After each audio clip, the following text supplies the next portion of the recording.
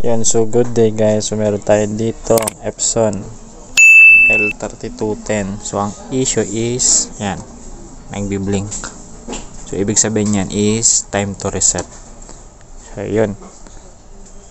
So kung hindi ka pa nakasubscribe, mag-subscribe ka na and click the notification bell for more upcoming new videos natin. So tara, simulan natin to. So una, ito. Sundan nyo lang guys.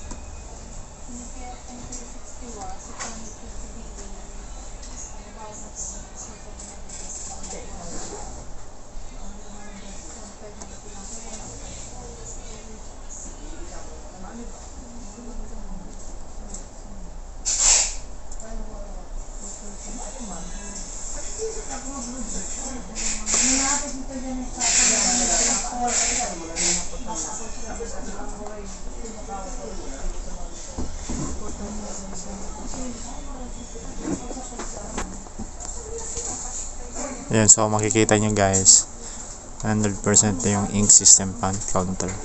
Yung sa main pad naman is 30% pa lang. So check natin yan lahat, then initialize.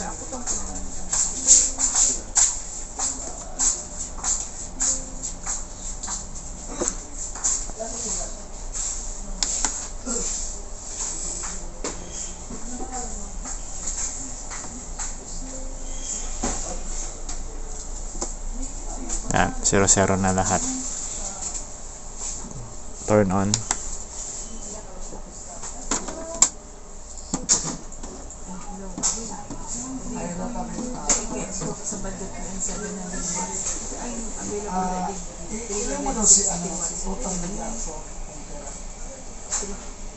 So yan, okay na, nawala yung blink.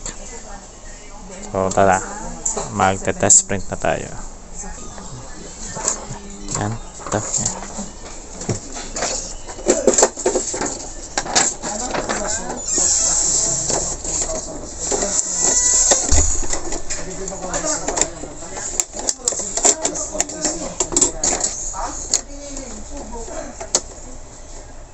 Yan. Okay.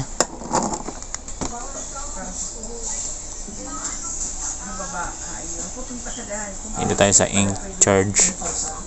Then nozzle check, print.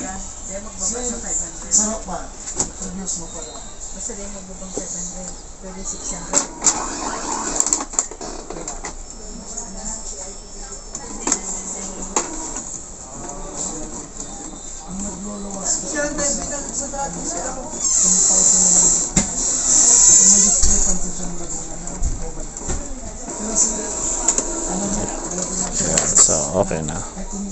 So medyo may ano lang, konting problem lang sa block, pero head cleaning lang to. So yun, thank you sa panonood. So like and share na lang sa ating video na to. Thank you, bye bye.